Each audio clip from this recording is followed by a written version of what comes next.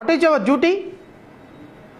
You are supposed to make legislations in assembly. సరే నీ కర్మగాలో మా కర్మగాలో స్పీకర్గా ఉన్నావు కాబట్టి అసెంబ్లీలో పాస్ చేసే బిల్స్కి పైన కూర్చొని నువ్వు ఏదో స్పీకర్ చేస్తావు. సో దీన్ని ఎగ్జిక్యూటివ్ కింద ఇంప్లిమెంట్ చేయాల్సిన బాధ్యత ఎవరిది? మీరు చేసిన చట్టాలను ఇంప్లిమెంట్ చేయాల్సినటువంటి బాధ్యత కలెక్టర్లది, ఐపీఎస్ ఆఫీసర్లది. నీకున్నటువంటి ఎమ్మెల్యే పదవికి, నీకున్నటువంటి కాన్స్టిట్యూషనల్ మ్యాండేట్కి ఈ పని ఎవరు చేయాలండి? నేను అడుగుతున్నా గౌరవ రఘురామకృష్ణరాజు గారిని. ఫుల్ కోర్టు, హాఫ్ కోర్టు, తీసేసిన మెజిస్ట్రేటు అని నోటికి అద్దు అదుపు లేకుండా మాట్లాడి ప్రాంతాల మధ్య కులాలు, మతాలు, సాంప్రదాయాల మధ్య చిచ్చు పెట్టేటువంటి మీరు ఉండి కాన్స్టిట్యున్సీలో క్రిస్టియన్లు ఓటేయకుండా, ముస్లిమ్స్ ఓటేయకుండా, జైనులు ఓటేయకుండా, ఎస్సీలు ఓటేయకుండా మీరు గెలిచారా అండి? గెలిచారా? కేవలం మీ సామాజిక వర్గమో లేకపోతే మీరు అనుకున్న సామాజిక వర్గం వాళ్ళు ఓట్లు వేస్తేనే మీరు ఎమ్మెల్యే అయ్యారా? మీ ముఖ్యమంత్రి ఎమ్మెల్యే అయ్యాడా? మీ పవన్ కళ్యాణ్కి 90,000 ఓట్ల మెజార్టీ వచ్చిందా? మీ నారా లోకేష్కి 90,000 ఓట్ల మెజార్టీ వచ్చిందా? ఏ కులాలు ఓట్లు లేకపోతే మీకు మెజారిటీలు, ఇంత మెజారిటీ 164 సీట్లు వచ్చినాయి. 50% ఓటింగ్ ఎవరు ఓట్లు వేయకుండానే కేవలం సామాజిక వర్గంలో 3%, 6% ఉన్న వాళ్ళు ఓట్లు వేస్తే మీకు వచ్చినాయా? లేకపోతే ఎస్సీ, ఎస్టీ, బీసీ, మైనారిటీలు 80% ఉన్నటువంటి వీళ్ళందరూ ఓట్లు లేకుండానే నువ్వు ఎమ్మెల్యే అయిపోయి మీ అధికారులు ఈరోజు మీ కూటమి ప్రభుత్వ అధికారంలో ఉందా? ఎమ్మెల్యేగా వాట్ ఈజ్ యువర్ జాబ్? ఎమ్మెల్యేగా మీ పాత్ర ఏంటి? చదువుతా, రాష్ట్ర ప్రజలు కూడా వినండి. అనుమతులు లేని 113 చర్చీలకు నోటీసులు. పెదపేట రామాలయం నిర్మాణానికి నిధుల సేకరణ. Very good. రామాలయం నిర్మాణానికి నిధులు సేకరించుకోండి, కట్టండి. బికాస్ అది ఖచ్చితంగా మీరు ఎమ్మెల్యేగా మీ ఒక చోట రామాలయం కట్టాలి అని మీరు భావించినప్పుడు ప్రజల కోరిక మేరకు మీరు రామాలయం కట్టుకోవచ్చు, ఖచ్చితంగా నిధులు సేకరించుకోవచ్చు, మీరు ఏమైనా చేసుకోవచ్చు. కానీ అనుమతి లేని 118 చర్చలకు నోటీసులు ఇవ్వడానికి నీకెవడు ఇచ్చారా అధికారం? Who are you? నువ్వెవడివయ్యా? కోనికిస్కా గొట్టం, నువ్వెవడివి? పశ్చిమ గోదావరి జిల్లా నుండి ఉండి నియోజకవర్గంలో ఆకివీడి మండలంలో జనవర్గంలోని ఆకివీడి మండలంలో జనావాసాల మధ్య అనుమతి లేని 118 చర్చీలు ఉన్నట్లు గుర్తించాం. ఈ పోటుగాడు గుర్తించాడంట. నీకేంటి సంబంధం అంటున్నా నేను? నీకు ఏమైనా కంప్లైంట్ వస్తే అధికారులకి, పంచాయతీ అధికారులకి, మున్సిపాలిటీ అధికారులకి you have to route the complaint. You are not executive authority, you are only legislator. First నీకున్న పరిధి నువ్వు తెలుసుకొని ప్రెస్ మీట్లు పెట్టు. నీకున్న స్థాయిని తెలుసుకొని నువ్వు నోటీసులు జారీ చేయి. డిప్యూటీ స్పీకర్ అయ్యుండి సిగ్గులేదా? ఒకళ్ళ చేత చెప్పించుకోవాల్సినటువంటి జాబులో ఉన్నావా నువ్వు? జనావాసాల మధ్య అనుమతి లేని 113 చర్చిలు ఉన్నట్లు గుర్తించాం.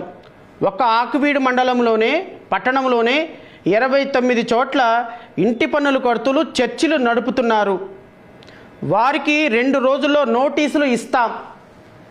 ఈ మాట ఎవరు చెప్పాలి రఘురామకృష్ణరాజు? నోటీసులు ఇస్తామని చెప్పాల్సింది మున్సిపల్ కమిషనర్ ఆఫ్ ఆకివీడు. నువ్వు ఎమ్మెల్యేగా నువ్వు కాదు. నీ కళ్ళ ముందు ఎవడన్నా మర్డర్ జరిగినా నువ్వు వెళ్ళిపోయి కానిస్టేబుల్ దగ్గరికి వెళ్ళి అయ్యా నేను డిప్యూటీ స్పీకర్ని, ఇక్కడ మర్డర్ జరిగింది, ఎఫ్ఐఆర్ కట్టమని అనాలి. నువ్వు ఎఫ్ఐఆర్ కట్టే అధికారం నీకు లేదు. ఆ పరిధి నీకు లేదు.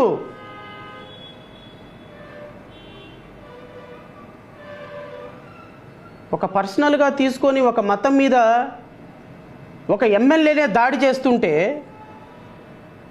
కూటమి ప్రభుత్వం, చంద్రబాబు నాయుడు, పవన్ కళ్యాణ్, నారా లోకేష్ ఏం చేస్తున్నారు? ఎవరండి నోటీసులు ఇవ్వాల్సింది? ఎవరండి గుర్తించాల్సింది? అనధికారికంగా చర్చలుంటే గుర్తించాల్సింది ఎవరండి? అనధికారికంగా నడుపుతుంటే నోటీసులు ఇవ్వాల్సింది ఎవరండి? ప్రెస్ మీట్ పెట్టాల్సింది ఎవరండి? కమిషనర్ ప్రెస్ మీట్ పెడతాడా? ఉండి నియోజకవర్గం ఎమ్మెల్యే ప్రెస్ మీట్ పెడతాడా? నోటీసులు ఎమ్మెల్యే ఇస్తాడా?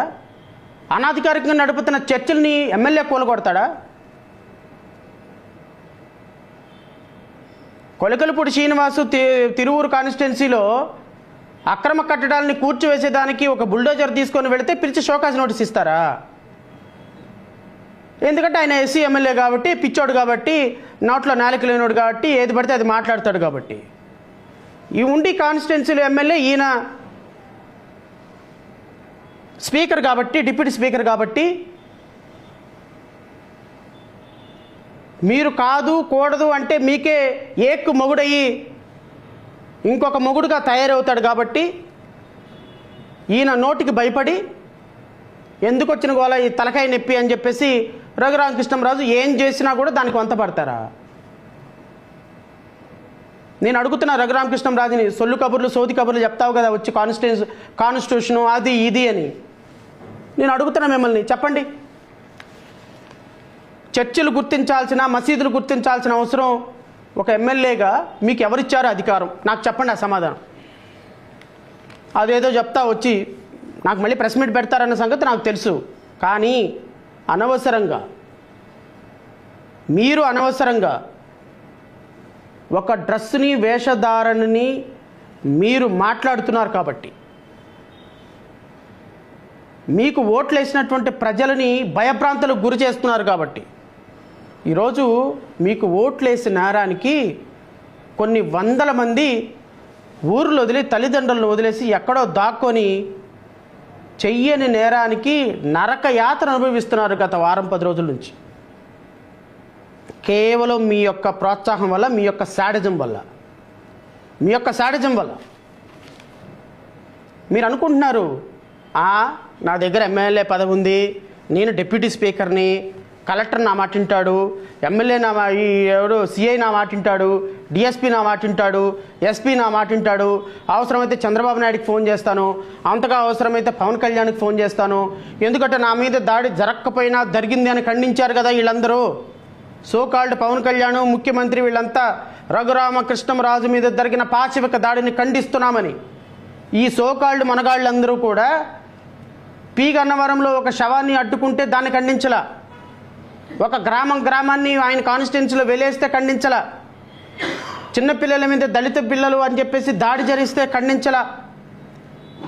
వీళ్ళు ఈ దాడులను ఏం ఖండించలేదు. కానీ రఘురామకృష్ణరాజు 200 మంది సైన్యాన్ని వేసుకొని, ఇంకొక 200 మంది పర్సనల్ సెక్యూరిటీని పెట్టుకొని 400 మందితో శ్రీరామనవమి రోజున అక్కడికి వెళ్ళి కావాలని అక్కడ గలాటా క్రియేట్ చేసి, అక్కడ లోకల్ పర్సన్స్ని వీళ్ళే దాడి చేసి, ఆ దాడిలో ఒకళ్ళు ఇద్దరు కార్యకర్తలను గాయపడితే ఆ కార్యకర్తల దగ్గర నుంచి స్టేట్మెంట్లు తీసుకొని కొన్ని వందల 10 మందిని ఎఫ్ఐఆర్లో నమోదు చేసి ఆ ప్రాంతంలోకి ఎవరిని వెళ్ళనీయకుండా, ఎవరిని బయటికి రానియకుండా అక్కడ 144 సెక్షను పోలీస్ పికెటింగ్లు ఏర్పాటు చేసి మమ్మల్ని హౌస్ అరెస్టులు చేసి దమ్ముంటే రండిరా చూసుకుందాం, దమ్ముంటే రండిరా షకావత్తు అంట. దమ్ముంటే రండి షకావత్తా, ఎవడొస్తాడో రెండే.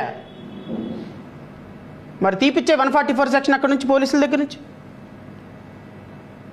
హౌస్ అరెస్టులు చేయకుండా ఆపిచ్చు, మీ ముఖ్యమంత్రి చేత చెప్పించు మమ్మల్ని.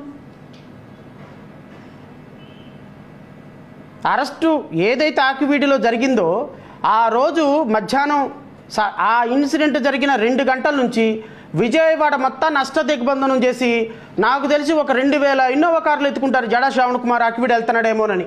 ఎక్కడ కనపడితే అక్కడ ఇన్నోవా కార్లు ఆపటం, నన్ను వెతకటం. నా ఇంటి చుట్టూరు పోలీసులను పెట్టారు. ఎందుకు అంత భయం?